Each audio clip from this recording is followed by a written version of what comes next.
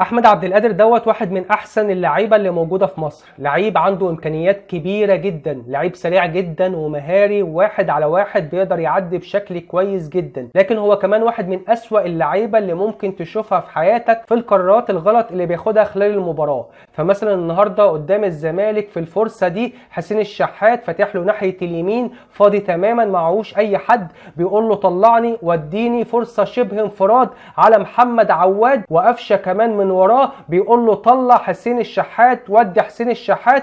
هو لا، مش هطلع حسين الشحات وهشوط على المرمى وهشوط تسديده وحشه جدا وهضيع على النادي الاهلي فرصه كانت ممكن تكون خطر جدا في الشوط الاول. في الفرصه دي قفشه لعبها له حلو جدا بوش رجله، محتاجه بس ان هو يستلمها بشكل كويس، محتاجه بس ان هو يمتصها على ركبته ويلمها ويروح فرصه خطر جدا على محمد عواد، تلاقيه بيستلمها بالشكل السيء دوت وتطول منه ويضيع على النادي الاهلي تاني فرصه خطر في الشوط الاول. في الكره دي المفروض ان هو يطلع علي معلول، علي معلول جاي لوحده تماما ومعهوش حد وقدامه مساحه كبيره جدا ناحيه الشمال وبينادي عليه بيقول له طلعني، خلينا استغل المساحه دي، خلينا اعمل عرضيه. تلاقيه بياخد قرار غريب ويرجع بالكوره في نص الملعب، فتبص على علي معلول تلاقيه حرفيا بيتنطط من الغضب اللي جواه من احمد عبد القادر في الكره دي. الكره دي مثلا في الشوط الثاني احمد عبد القادر معاه الكوره وحمدي فتحي مفضله نفسه تماما في نص ملعب الزمالك وقدامه مساحه كبيره جدا، لو اداها له هيبقى حمدي فتحي قدامه مساحه كبيره